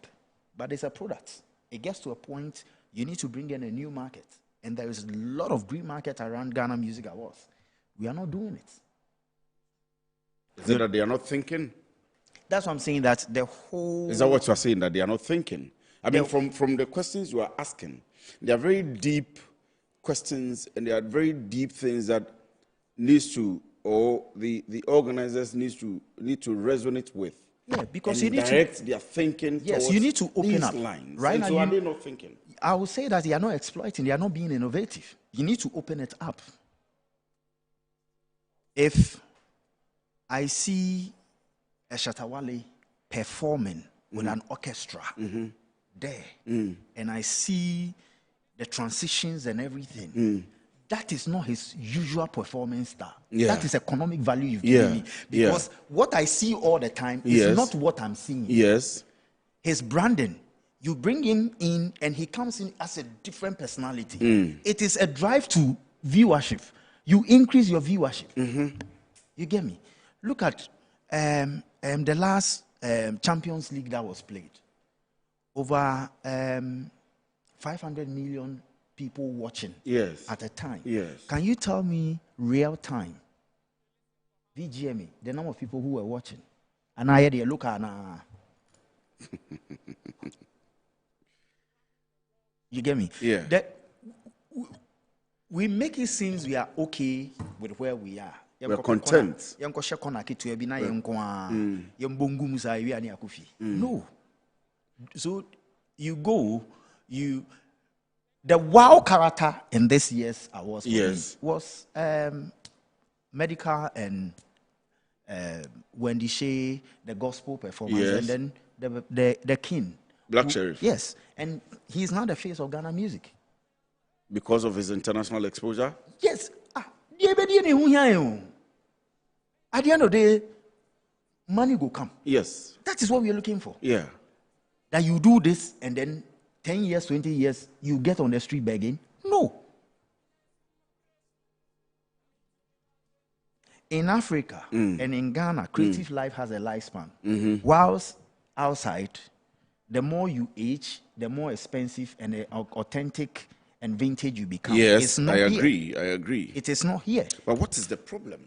Why do we have people, as you say, coming back to beg after waiting hours 10 years, 20 years down the lane? Because one of the biggest problem is that in Ghana, we see music people as just entertainers. Somebody to excite you. I always use this example. A+ event he did for 5 days. That was a period where I would say the economic system was more shut because hospitals, ministries, everybody was on break. But he held the front and he generated revenue. You could see the economic impact. Those selling, those coming. So if we can see this, we should be able to move and say that what is our economic peak times? How do we maximize it? What do we need to inject into it? What policies, what laws can we enact to be able to raise a creative business? But do you have these ideas? I'm sure other people, industry experts, advocates have these ideas. What's holding you guys up? Is there a cabal? Has it been held up? I mean, what's the problem? You see Roman Productions. I'll use Roman as my father's company. That's where. You see how they run business. Yeah. The play is done, is marketed, you come, it's 4 o'clock, sure that he's satisfied. Our customer service in our creative space is not good. We don't have policies, we don't have laws. Today, I don't even know how much we generated as in terms of revenue in the creative space in Ghana 2025. Nobody knows. we don't have it. All we do is we use the tourism, World International. Yes. They are the figures they use. Yes. That is what you use to project what you made. But we should be able, GRA should be able to give us our contribution to the GDP. I agree with that. They are taxing every event. Yes. They are going to every event in the country. They are need, taxing at the end of every year, online. Just like we are able to say that agriculture gave us this. Yes, exactly. Gave us this. Exactly. The creative economy should be there for us to see that this is our contribution and these are tax components that we do. But there is nothing. So how does the industry grow? And the industry, you need a benchmark to grow. So I'm saying that the onus needs to be innovative. They need to open it up. They need to create a market around it. It's like just a few people. So they've given you a placard. That placard, today, if you take it to the market to even auction it, why never?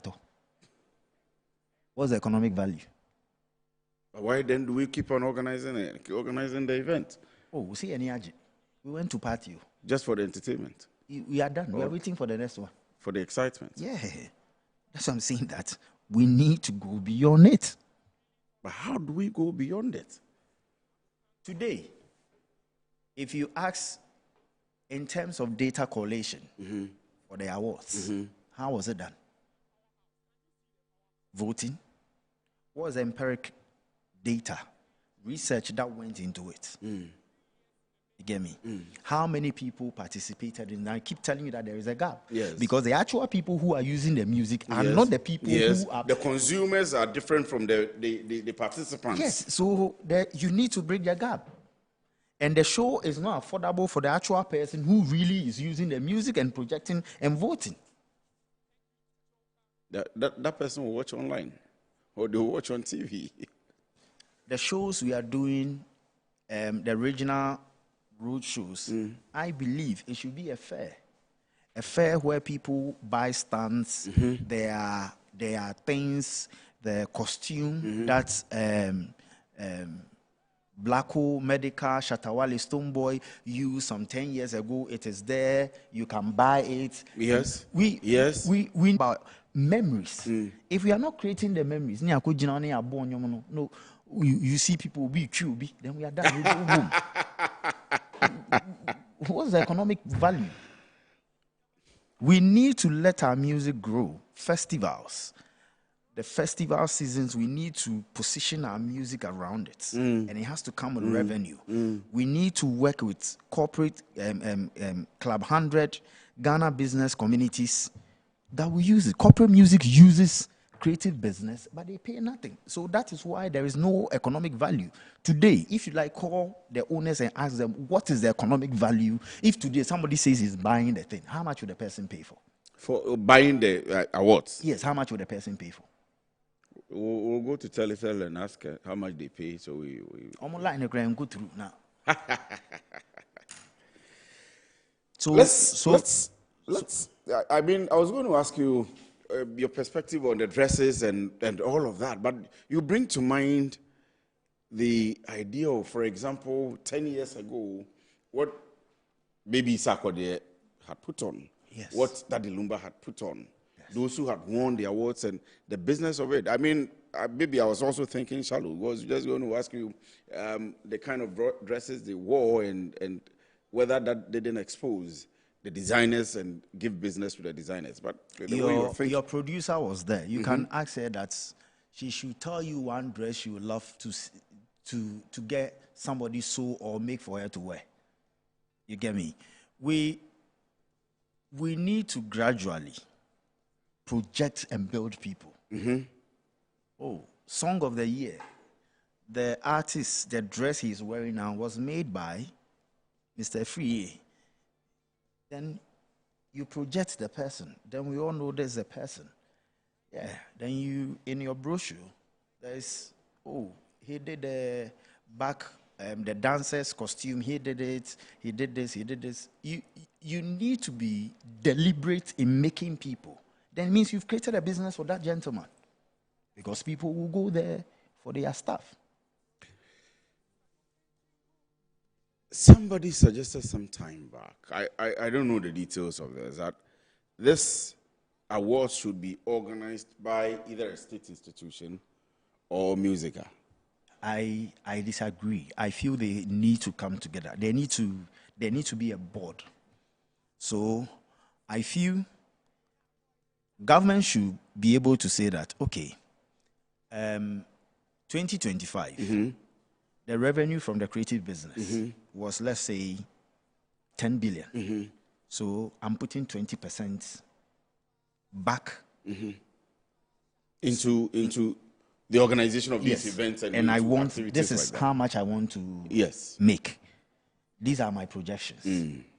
Then you bring the private sector who will now put to play the design. They now put the marketing. They now tell you that if we are able to put this amount, this is how much we are making, and this is how we are making it. If we have that committee, so it's PPP, the public-private partnership, and bring the right people. It should be a board that owns it, and it should reflect both the private, the musicians, and everybody. Okay. Then you give a target. Then you also help give the right venue. Then you also give them a right spectrum where they can stream and do all the creative things. And monitor the streaming and all that, the people that so are watching. When these things are done, then you see that, hey, you get an overshot of a dance and other things. But when the venue is small and everything, you need to charge to be able to to break even, then you're not doing a show. Have you suggested all of these to the NPP's creative team? If you watch, yes. And if you watch, is a reason our period you saw things like the Year of Return and the Fire Festival. Then that they were trying to move things from Accra to other regions so that the economic exploits will come. I remember that. So you look at it from that way. The consolidation in Accra is becoming unbecoming. You need to take things back so that people can also travel. That as part of their travel, there is a culture tourism. Then there is the historic tourism. Then now the events, the region they are going, the place they are going, getting to have a feel of their food, their drinks and everything. You expose them to so many things before they experience it. I feel that is the reason why you saw those things, because our time, there were people you could sell ideas to. And no, NPP is a capitalist system. We need to do things that will bring revenue. Yeah. So it was there. Kwesi Ajima and the other people were open to hear. Mark, Andrew Bessa, the former minister, they were open and they were listening. So these things will go on. And I can tell you the new teams that you are seeing, work is being done.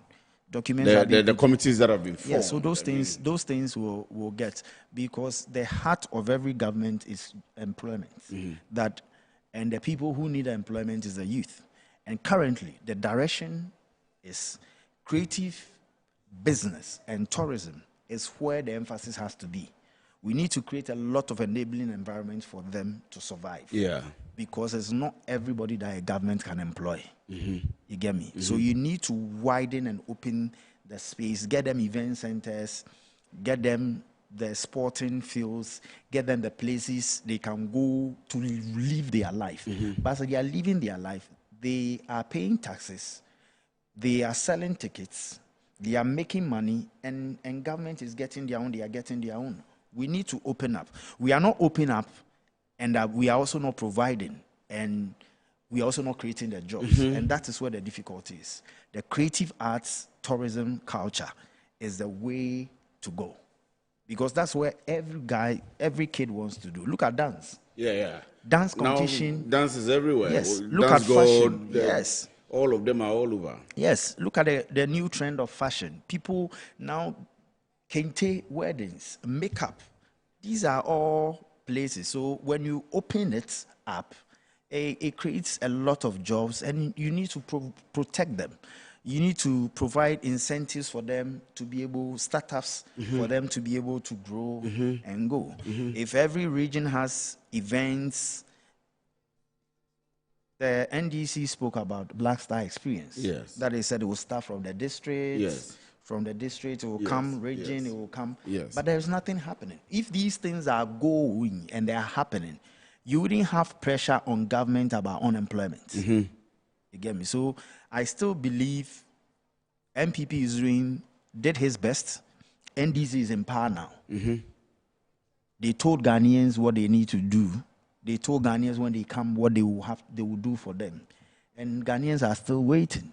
Yes. And there's nothing happening. I'm quite excited about it because you see how we develop football. Yes.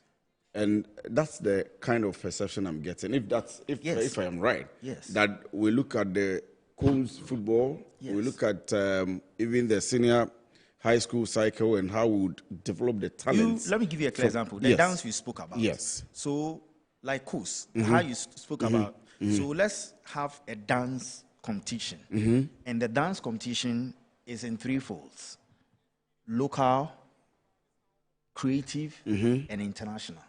So in terms of being in a competition, you have to have local dances. You have to have your own creative dances. And if you want to pick any dance from international, you should be able. And the state puts an amount of money on it. And digitalize the platforms where those who go through the competitions will upload their videos and other things for people to vote and based on views and streams and other things. And look at that. If that money that is being given, we will not make more out of it.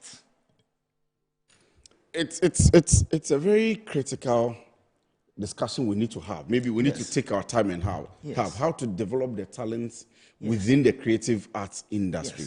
And again, when we talk TGMA, it's like football, it's like sports. Everybody's mind is on football. You know, when MTN used to have they had a program. They had a program the Sports Academy. No, the MTN had a music talents program that was that brought up Kiddy and all those. Yes. It's no more. Today, how many new talents has the TGMA introduced? And how relevant and what they are the new artists, what they are impacting society. We just focus on, but they do new discovery on Sang. On Sang, yes. It's like undiscovered. So and that's just it. Yeah. Who trains them? Who monitors them? Who guides them? These are the questions. Yes. We need to do an overlook of the whole thing to reflect modern day. Should it be stopped for now so we reorganize it, we package it well, and bring it back? The reorganization and packaging should be ongoing as the event is going. So let's say, because like you said, it's just become the excitement. Yes. We are happy we organize the event, and that's just so. Bring the dance in, bring the fashion in, bring the makeup in. You get me? Bring the food and the drinks in. Let it be an interconnectivity, a platform for growth. Yes. Then now, say the artist of the year, as part of your thing, you are supposed to feature or help release 5 new artists. The popular song or the gospel, you are supposed to do this so that every year we get new people who are coming up. Then we also need to invest in the music production, sound quality, the stage crafts, the artmanship, the things they do on stage. I saw a lot of people compare. You saw the AMVC from Nigeria, and I saw a lot of comparisons on social media. But that's what we are good at. We won't improve it, but we always compare. You get me? Let's do it. Look at Nane Equiado, the costume he brought. Yes, it's like hair against everybody. The garb was too wide. You get me? People should go the level she went to make event wild, so that I am sitting down waiting for the next one. Wild. Another. Thank you. That I'm waiting for an entrance.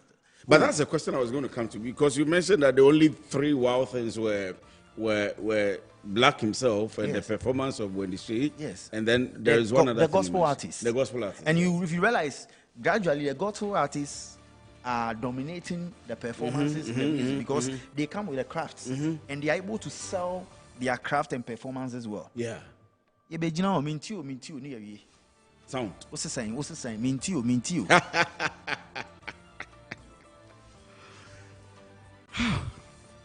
Are we going to get there? Oh, we will get there, and I can tell you. Are we going to get there? Yes.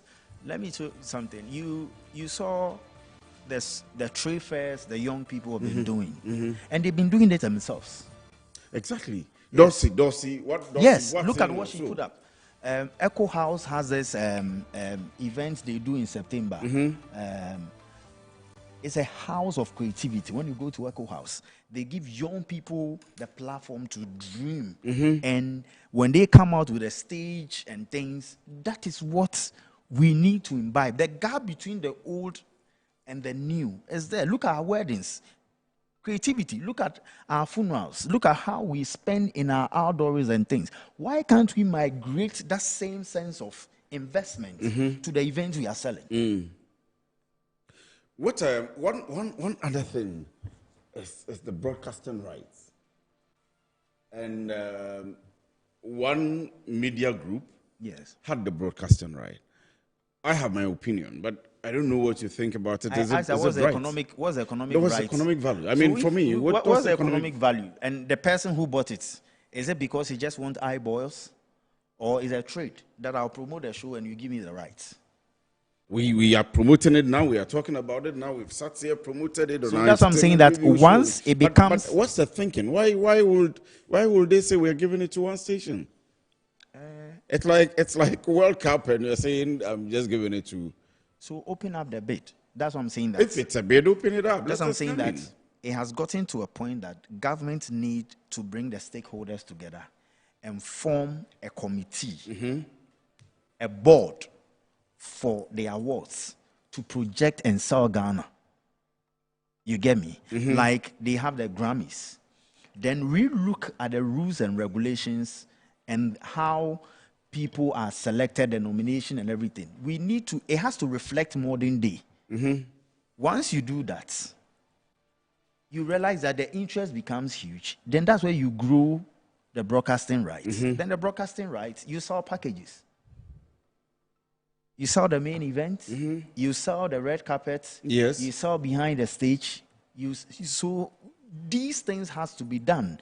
There should be a whole production, different productions for every aspect. And then it comes to a center where the center decides which feed goes out so that the whole package of the thing is being planned, executed, and streamed or broadcast. Let me ask you. I mean, you've gone into. Unfortunately, our time is up. But let me ask you, how you would rate this weekend's event? It's below standard. Below standard. It's below standard. That's less than 5 over 10 or 50%. You see, we give this shallow and shoddy outlook, and then we expect our artists to go to Grammy and other awards. What's the standard? Is this our standard to be able to get international? We need to match the international standard. But do we have the financial capacity to do that? In Ghana, if you want to do something and you do it well, you will get there. I think, and I've said it time and time, that one, the economic powers of our creative industry, until the GRA and government start giving us figures, then people can say that this is how much we contribute to the GDP. So if you're going to an investor, the investor knows the return on investment. If you don't have those things, what is your target? Look at the standard and watch every ordinary show. There's only few artists in Ghana who are able to organize event to international standard. I agree, 100%.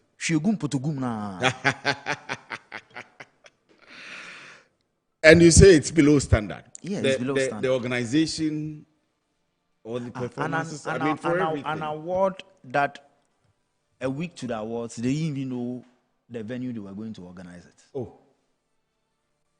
They said, first they said we were going to La Palm, the Palms. It was just a week and they said they've been hurt, so they are coming back to the dome. You'll give them less than 50%. So it tells you that a lot of creatives cannot do, because I have to rehearse. I have to, the ambience and the space available is what will determine the level of my creativity. So if venue is not sorted, what do I need to do? A lot of people will sacrifice their creativity. And your level of creativity tells how Ghanaians perceive you and your economic value, how people will pay you. Kwaku, Osei, Francesco, the cooker. Yes, boss. Are you the PA or the campaign manager for Untumi? No, there's a campaign team. Me, I've told you. I'm part of the team, but there's a structure.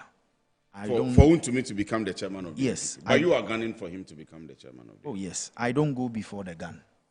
There is a structure, and I need to go by how the structure sits. I am a member of the people, but there is a structure, and there's leadership. But you're like the PA of Chairman Wontumi. We see you in videos. I mean, wherever he goes, he's looking for you. And Ashanti region is the heart of MPP. Yes. And the Ashanti regional chairman is on trial. And as a party member, I am there representing my boss, Dr. Mahmoud Baumia, the party, the general secretary, to ensure that at any point of time in the course of what is going on, there are people there for him. And I'm there to serve. I'm talking about Wontumi. So yes, that's what I'm telling you. I am serving. I am there in the capacity of an MPP member. Championing the agenda of Wontumi to become the national chairman. Beyond that in all this thing you're going through, the flag bearer is here with you, the general secretary is here with you, the party hierarchy is here with you. So I go and you see always that there are people there also to support. But I'm there to ensure and facilitate that in these difficult times, he can always count on me that I'll be there for him. That's Dr. Baumia or Chairman Wontumi? No, Chairman Wontumi. I mean, anybody in MPP who is on trial, I'm there for that person. Anybody doing any active, any work, or anybody who has shown loyalty to the party and to the flag bearer, you can always count on my support. Kuka, thank you very much. Thank you. Thank you. Thank you for your time. So, Kuka is our guest for the afternoon. My name is Kwesi Efri. It's been exciting in the last 1 hour. Thank you very much for watching us. But keep watching Metro TV. There is original TV as well, original FM and Metro Digital. In fact, this show was brought to you by Metro Digital. Good afternoon.